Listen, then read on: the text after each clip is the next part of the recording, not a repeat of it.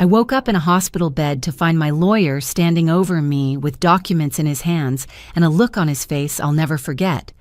"Vivian," he said quietly, "your son just tried to have you declared legally dead while you were still in surgery." My name is Vivian Porter. I'm 73 years old, and I'm about to tell you the most unbelievable story of my life. One that started with a routine surgery and ended with me discovering that my own son had been planning my financial murder for months. But before I dive in, tell me, where are you watching this from? Drop your location in the comments below. I love hearing from all of you. Let me take you back 6 months. I was living comfortably in Portland, Oregon, in the home my late husband Richard and I bought in 1985. Richard passed away 8 years ago from a heart attack, and since then, I'd been managing everything on my own: my finances, my investments, my small rental property portfolio. I wasn't wealthy by any means, but I was comfortable. I had about $400,000 in savings, 2 rental properties worth roughly $300,000 each, and a modest collection of jewelry Richard had given me over our 42 years of marriage. My son Brandon is 48 years old. He's my only child. For years, he'd been what I thought was a successful real estate developer. Nice suits, expensive car, always talking about deals and investments. He visited regularly, always asking how I was managing, if I needed help with anything. I thought he was being a devoted son. I had no idea he was actually doing reconnaissance. The truth started to reveal itself in January when I was diagnosed with a heart valve issue. Nothing life-threatening, but serious enough that my cardiologist recommended surgery.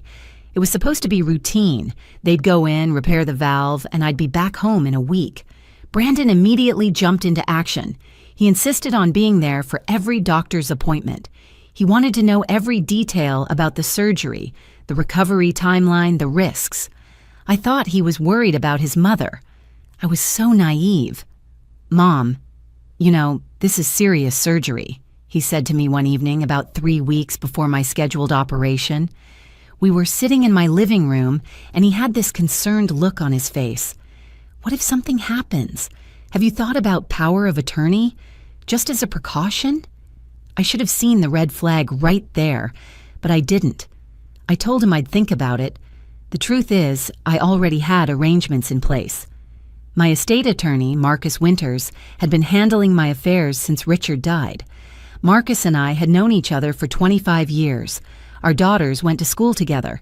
He'd set up a proper will, healthcare directives, everything legally sound and protected. But I never mentioned this to Brandon. Something in my gut told me not to, and thank God I listened to that instinct. Brandon brought it up again a week later, and then again 3 days after that. Each time his tone got a little more urgent, a little more insistent. "Mom, you're not being responsible," he told me. "What if you're unconscious after surgery? Someone needs to be able to make medical decisions, handle your bills, access your accounts." He made it sound so reasonable, so necessary. He even offered to have his attorney draw up the paperwork to save me the trouble. That's when I made the smartest decision of my entire ordeal. I called Marcus. I told him about Brandon's pressure, about how uncomfortable it made me feel. Marcus didn't hesitate. "Vivian, don't sign anything, not a single document. If Brandon asks again, tell him you need to think about it and you'll use your own attorney. And Vivian, I want you to do something for me. I want you to give me permission to do a background check on Brandon's finances." I was shocked. "Marcus, he's my son. That seems—" "Trust me on this," Marcus interrupted. "Something doesn't feel right. Let me look into it. If I'm wrong, I'll apologize. But if I'm right, you need to know before you go into that hospital." I agreed, though it made me feel terrible. What kind of mother investigates her own child? But Marcus called me back 72 hours later, and the tone of his voice made my blood run cold. "Vivian, we need to meet, today. Can you come to my office?" What Marcus showed me that afternoon destroyed everything I thought I knew about my son. Brandon wasn't a successful developer. He was drowning in debt, nearly $2 million worth. His last 3 real estate projects had failed spectacularly. He'd been borrowing from private lenders at astronomical interest rates. His house, his car, everything was mortgaged beyond reason. He was 3 months away from bankruptcy, possibly criminal charges for fraud. He needs money, Vivian, desperately, and he knows you have it, Marcus explained, spreading documents across his desk. I'm concerned about the timing of his interest in power of attorney. Very concerned. I sat there in Marcus's office, staring at bank statements and court filings with my son's name on them, and I felt something inside me harden. This was the baby I'd carried for 9 months, the toddler I'd stayed up with during nightmares, the teenager I defended against everyone, and he was planning to rob me. What do we do? I asked Marcus. First, you don't sign anything. Second, we need to document everything, every conversation, every request he makes. Third, and this is crucial, we set up some protection. I'm going to draft an emergency revocation document. If anything happens, if anyone tries to claim power of attorney over you, this document invalidates it immediately. I'll keep the original in my safe. I'm also going to file it with the county clerk's office. Do you really think he'd... Vivian, Marcus cut me off gently. I think your son is desperate, and desperate people do desperate things. The surgery was scheduled for February 14th, Valentine's Day, ironically enough. Brandon called me the night before. Mom, I'll be there early. I'll be with you the whole time. Don't worry about anything. His voice was so warm, so reassuring. If I hadn't known what I knew, I would have believed he genuinely cared. But Marcus and I had spent the past 2 weeks preparing for every possible scenario. We'd created a paper trail. We'd documented Brandon's financial situation. We'd set up automated alerts on all my accounts that would notify Marcus immediately if there was any unusual activity. And most importantly, Marcus had arranged to be at the hospital under the pretense of bringing me some documents to sign related to one of my rental properties. I arrived at the hospital at 6 a.m. Brandon was already there, pacing in the pre-op area. He hugged me, asked how I was feeling, told me everything would be fine. The nurses prepped me, started the IV, asked their questions. Brandon never left my side. He was holding my hand when they wheeled me toward the operating room. I love you, Mom, he said, squeezing my fingers. I'll be right here when you wake up. Those were the last words I heard before the anesthesia took hold. What I didn't know, what I wouldn't learn until later, was that the moment those operating room doors closed behind me, Brandon went to work. The surgery took 4 hours, standard procedure, no complications. While the surgical team was carefully repairing my heart valve, Brandon was in the hospital cafeteria making phone calls. He called banks. He called investment firms. He called the county clerk's office. And he presented documents. Documents claiming I had signed over power of attorney to him 3 days before my surgery. The documents were sophisticated forgeries. They had my signature or a very good copy of it. They had notary stamps. They looked completely legitimate. Brandon had gone to a great deal of trouble and expense to create them. What he didn't know was that Marcus had anticipated exactly this move. Marcus had arrived at the hospital around hour 3 of my surgery. He checked with the nurses' station, confirmed I was still in the OR, and then stationed himself in the waiting area where he had a clear view of Brandon. He watched my son make those phone calls. He saw Brandon's face, the expression of someone who thought he was getting away with something. Then Marcus made some calls of his own. He contacted the banks Brandon had called. He contacted the investment firms. He sent them copies of the revocation document. He informed them that any power of attorney presented by Brandon Porter was fraudulent and should not be honored under any circumstances. He threatened legal action if they proceeded without verification.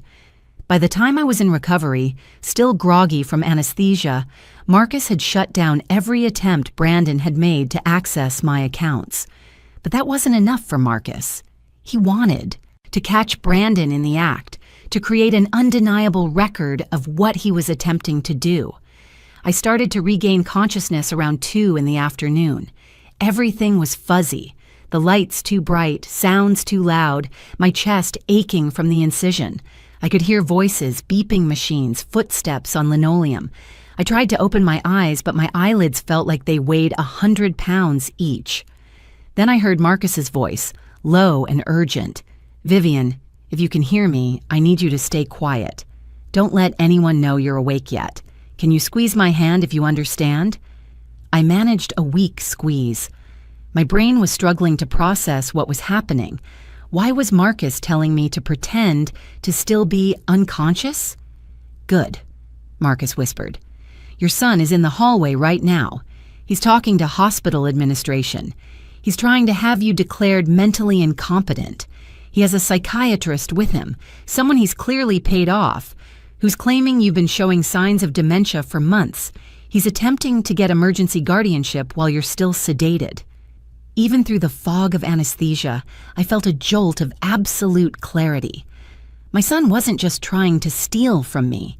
He was trying to erase me as a person. He was trying to have me declared incompetent so he could control everything: my money, my property, my medical care, my entire life. The hospital is questioning his claims because I've already presented them with documentation showing you're of sound mind, Marcus continued. But he's pushing hard. He's telling them you're confused, that you're a danger to yourself, that he needs immediate authority to make medical and financial decisions. I've called the police. They're on their way. But I need you to be ready to speak when I ask you to. Can you do that? I squeezed his hand again, harder this time. The anger was burning through the medication fog. My own son, my only child, the baby I'd sacrificed everything for. "He's coming back," Marcus whispered. "Stay still." I kept my eyes closed as footsteps entered the recovery room. Brandon's voice, fake concern dripping from every word. "How is she? Is she awake yet? The doctor said she should be waking up by now." A nurse responded, professional and neutral. "She's stable. She'll wake up when she's ready." "I need to speak with someone in authority," Brandon insisted. "I have power of attorney. I need to make some decisions about her care, her long-term care. I've been researching facilities because she can't live alone anymore. Her memory has been—" "Mr. Porter," Marcus interrupted, and I could hear the steel in his voice. "We need to talk, outside." "Who the hell are you?" Brandon shot back. "This is a family matter. I don't know who you think you are, but—" "I'm Vivian Porter's attorney of record. I'm also the person who's been documenting your fraudulent attempts to access her accounts for the past 4 hours. And I'm the person who's going to be standing next to you when the police arrive in approximately—" He paused. 3 minutes. The silence that followed Marcus's statement was deafening. Even through my closed eyelids, I could feel the tension in the room crystallize into something dangerous. "I don't know what you're talking about," Brandon finally said, but his voice had changed. The fake warmth was gone, replaced by something cold and sharp. "My mother asked me to handle her affairs. I have documentation." "You have forgeries," Marcus corrected. "Very expensive forgeries, which tells me you've been planning this for quite some time. But they're still forgeries. Your mother never signed any power of attorney in your favor. In fact, she specifically revoked any such authority 3 weeks ago, which is documented and filed with the county." "That's impossible. She could, and she did, because your mother is significantly sharper than you've given her credit for.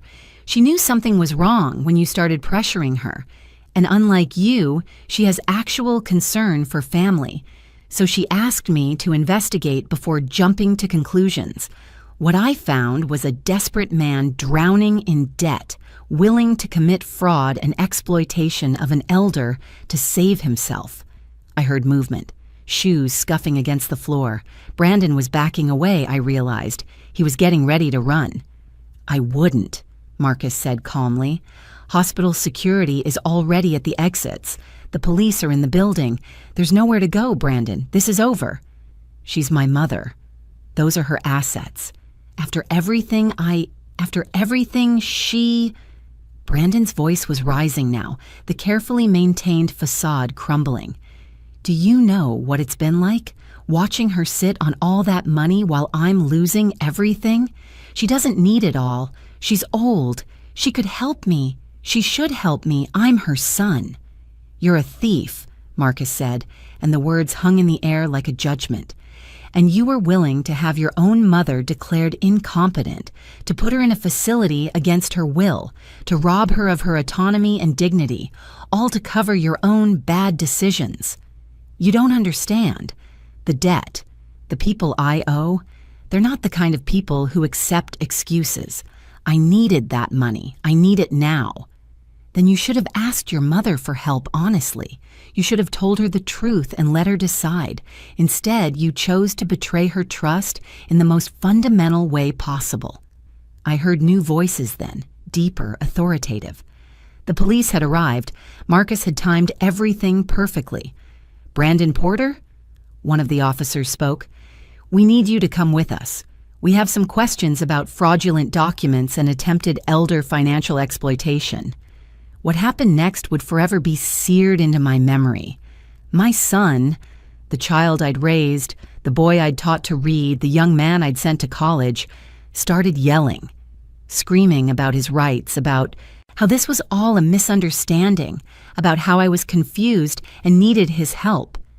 The desperation in his voice wasn't for me. It was for himself, for the money he thought he was about to lose. And that's when I opened my eyes. Brandon, I said, my voice rough from the breathing tube they'd had in my throat during surgery, but clear enough, strong enough. Stop talking. The room went completely silent. Brandon spun around, his face going white as he stared at me. The officers paused. Marcus stepped closer to my bed, a slight smile on his face. Mom, Brandon breathed, you're awake. Thank God. Tell them this is all a misunderstanding. Tell them I was just trying to help you. You were trying to steal from me, I interrupted. My voice was getting stronger with each word. You forged documents. You attempted to access my bank accounts without authorization. You tried to have me declared mentally incompetent while I was in surgery. And from what I just heard, you've been planning this for weeks, possibly months.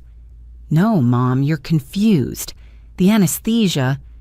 I'm not confused, Brandon. I'm perfectly clear. Marcus, please give the officers copies of all the documentation we prepared. I watched my son's face as the truth hit him. That I'd known, that I'd been aware of his financial problems, that I'd set up protections before ever going into surgery. The shock gave way to something uglier. Rage. You knew?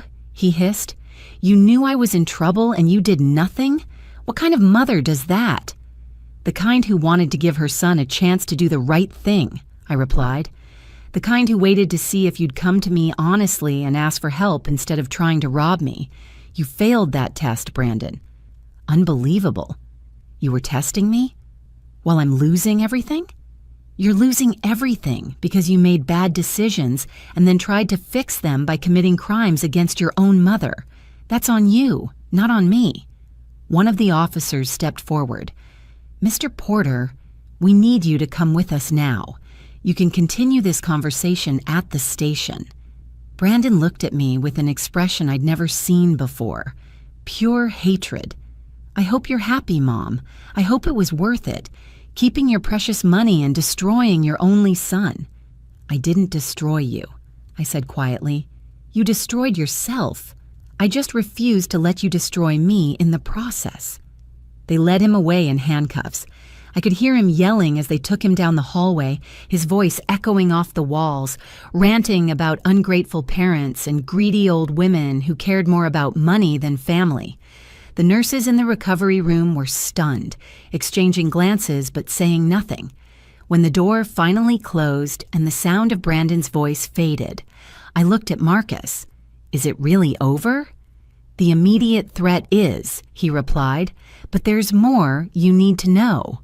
While you were in surgery, Brandon didn't just try to access your accounts. He went to your house. My heart, freshly repaired, seemed to skip a beat. What did he do? Let me get the detective. He needs to hear this directly from you, and you need to hear what they found. If you're as stunned as I was at what I'm about to tell you next, hit that subscribe button. Detective Sarah Martinez came into my recovery room 20 minutes later. She was in her mid-40s, with sharp eyes and a notebook already open in her hands. Marcus stayed by my bedside as she pulled up a chair. "Mrs. Porter, I know you're recovering from surgery, so I'll try to make this quick," she began. "We need to talk about what your son did while you were in the operating room. It goes beyond the financial fraud." I felt Marcus's hand on my shoulder, steadying me. "Tell me." "We executed a search warrant at your residence based on information Mr. Winters provided us. What we found suggests your son had been planning this for significantly longer than we initially thought." She flipped through her notebook. "We found a second set of keys to your home, which he'd apparently had made without your knowledge. We found documents showing he'd been surveilling your daily routines for at least 3 months, and we found evidence that he'd entered your home multiple times while you were out." My stomach turned. "He was in my house. When?" "Best we can determine. At least 6 times in the past 2 months. We believe he was documenting your assets, photographing your jewelry, searching for financial documents, possibly installing some kind of monitoring software on your home computer." "Oh my God." "But here's where it gets worse, Mrs. Porter. This morning, while you were in surgery, he went to your house with a moving truck. He had 2 other men with him. We're still working on identifying them. They loaded up approximately 40 boxes of your belongings. Your jewelry was gone, several pieces of furniture, file boxes from your home office, even some of your personal items, photos, clothing. When we intercepted them, the truck was heading toward a storage facility in Vancouver, Washington, just across the state line. I couldn't breathe. The machines I was hooked up to started beeping faster as my heart rate spiked. A nurse rushed over, checking my vitals, looking concerned. "Mrs. Porter, you need to stay calm," the nurse said. "Your blood pressure is spiking." "He was stealing my life," I managed to say. "While I was on an operating table, he was stealing my entire life." Detective Martinez nodded grimly. "That's exactly what he was doing.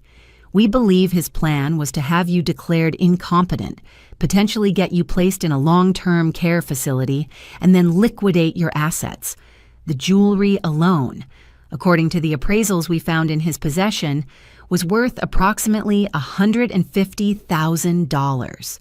Your mother's engagement ring, your grandmother's pearls, the diamond bracelet your late husband gave you for your 40th anniversary." I closed my eyes, tears streaming down my face, not from sadness, from rage. Pure, white-hot rage. These weren't just valuable items, they were my history, my memories, the physical representations of a lifetime of love and loss and important moments. And my son was going to sell them like they were items at a garage sale. "We recovered everything," Detective Martinez continued.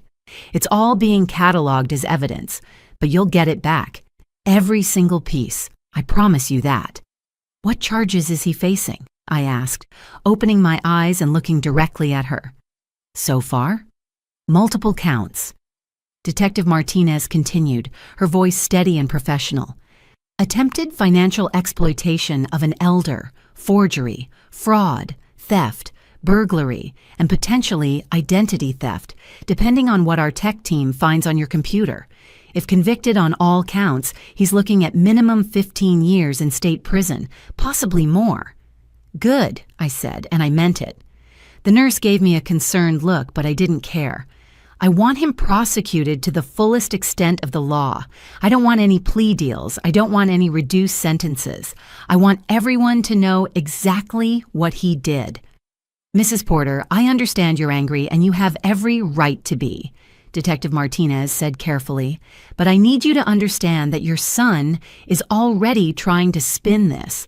His attorney contacted us an hour ago claiming this was all a misunderstanding, that he was just trying to protect your assets, that he was worried about your mental state. He's going to paint himself as a concerned son and you as a confused elderly woman." "Then we bury him in evidence," Marcus interjected.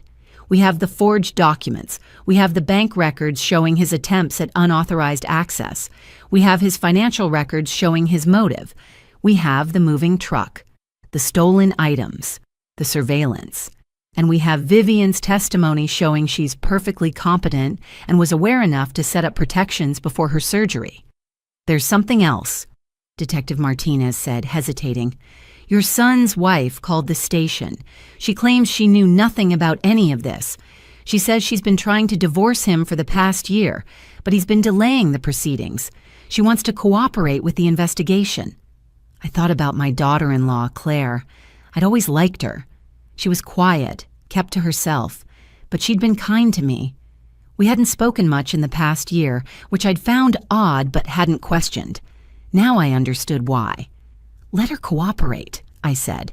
If she genuinely didn't know, I don't want her caught up in this. The detective nodded, making notes. I'll need a full statement from you, but that can wait until you're stronger. For now, I want you to focus on recovering. Mr. Winters has been incredibly helpful in building the case, and with the evidence we have, your son isn't going anywhere. After Detective Martinez left, Marcus and I sat in silence for a moment. The recovery room felt smaller somehow, the weight of everything pressing down on me. You did everything right, Marcus finally said. You trusted your instincts. You asked for help. You protected yourself. None of this is your fault. He's my son, Marcus. I raised him.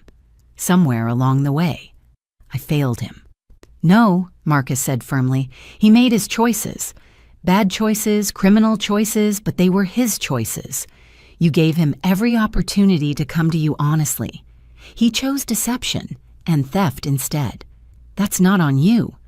What happens now? Now you heal, you recover, you get your strength back, and then we make sure Brandon faces the consequences of his actions. We also need to secure your assets, change your locks, maybe consider moving temporarily. Moving from my own home? Just until the legal proceedings are finished, Marcus explained. Brandon clearly knows how to get into your house. Even if he's in jail, we don't know who else he might have given access to or what arrangements he might have made. I have a friend who owns a secure apartment building downtown. I can get you a furnished unit on short notice, fully protected, while we handle everything else. I wanted to argue, but he was right. My home didn't feel safe anymore. Brandon had violated it, turned it into a crime scene. The thought of going back there and sleeping in rooms he'd searched through, seeing furniture he'd planned to steal, walking on floors he'd crossed with criminal intent, it made me feel sick. Okay, I agreed, but I want to go home first. I want to see what he did. I need to see it. When you're stronger? Now, Marcus, or as soon as the doctors clear me, I need to face this head on, not hide from it. Marcus knew me well enough not to argue. I'll arrange it, but I'm coming with you, and so is a security detail. I was released from the hospital 5 days later. My chest hurt, I was tired constantly, and the doctors loaded me up with medications and restrictions. But my mind was sharp, and my resolve was sharper. Marcus drove me home with 2 security guards following in a separate car. The moment I walked through my front door, I could feel it. The violation. Things were slightly off. A drawer not quite closed. A closet door ajar. The subtle disorder of someone who'd tried to cover their tracks but hadn't quite succeeded. I went to my bedroom, to the jewelry box on my dresser. Empty. The safe in my closet, the one I thought was cleverly hidden behind my winter coats. The door was hanging open, the contents gone. He knew where everything was, I said quietly. He'd watched me, studied me, planned this down to the smallest detail.